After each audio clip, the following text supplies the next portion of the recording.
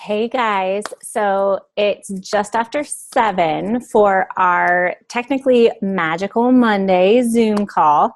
And since it's Tuesday, I have been dealing with a lost kitten issue. And he's not actually a kitten, he's like a year and a half, but we've had him for 6 months. Actually, not 6 months, we've had him for almost a year. And he's become my boy. So yesterday I postponed the call because he got out on Sunday night. So I apologize to everybody for not putting on this call, but tonight I really wanted to get into what does magic look like to you? And I apologize for the glare. I have a glare on my glasses because when I cry, and of course I've been crying for the last 2 days, in and out throughout the day, my eyes get really puffy, and so it gets hard to actually see my eyes. Or for me to see as well. So I've been wearing glasses, but now it's creating a glare, so I apologize. But today I really wanted to talk about what does magic look like to you? Does it look like having a gazillion dollars? Does it look like having your perfect house? Does it look like having your perfect job? Does it look like literally having a magic wand and running around and being like, abracadabra, I'm going to make this happen? My girls and I are actually reading and watching the Harry Potter books. And so when I think of magic, and I've also actually been watching, while I do stuff on the computer, I've been watching / listening to Stranger Things. So if anyone has seen Stranger Things is this crazy show where there's this one kid who has these powers to just kind of do whatever her brain wants to happen. And I have really been tapping into that. And with reading Harry Potter with my kids, the idea of kind of getting everything you want when you want it. And yes, the universe taps into what we want, because I posted a couple of times about how thoughts are things. Thoughts are things. Our thoughts actually scientifically have electromagnetic energy. And so when you think something, that energy actually physically, scientifically goes out into the universe, and then the universe brings that back to you almost tenfold, and sometimes identically to the way you thought it out. So when we think of creating magic, we want to create those amazing, great feelings that we feel, like our perfect house, a gazillion dollars, our perfect job, doing amazing adventures with kids. That's one of my top pieces of creating magic. So when it comes to magic, what does that look like to you? And then on top of that, where are your limits? What's stopping you? What's saying no to you? Because as humans, we have these human emotions that come in so strongly and almost counterbalance everything that we're trying to do on this metaphysical level, on this magician level, on this trying to create everything we're wanting. And with that human emotion, we are creating limits for ourselves. And it's a human thing. It's perfectly normal. It's a thing for every single person on this planet. Maybe as kiddos, and I know as a kiddo for myself, I knew that I had a superpower.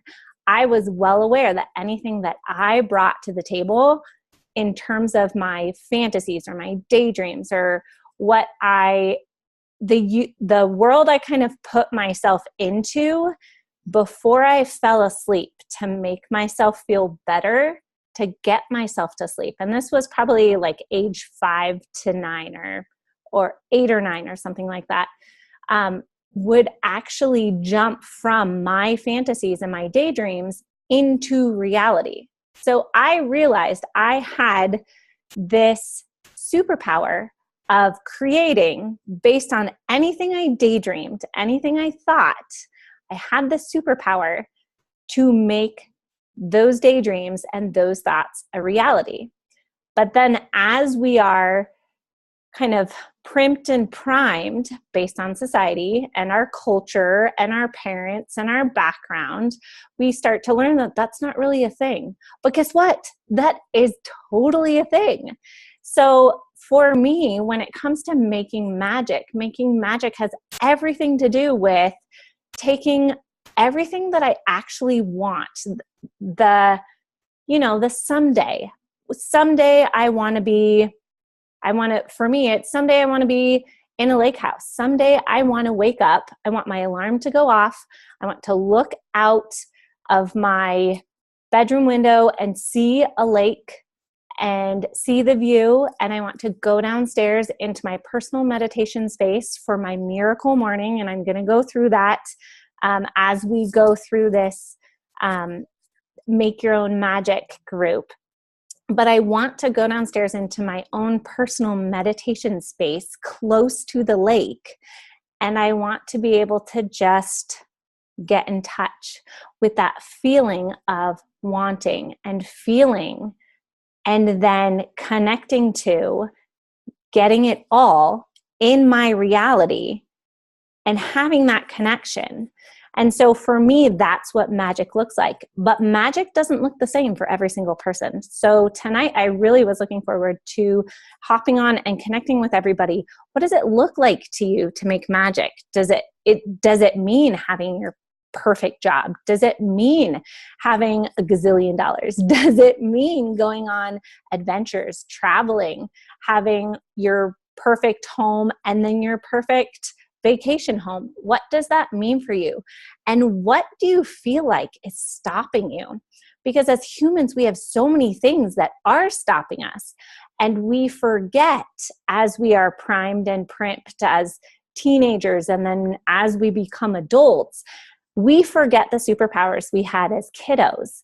So for me, my superpower is basically manifesting everything I want to happen in real time.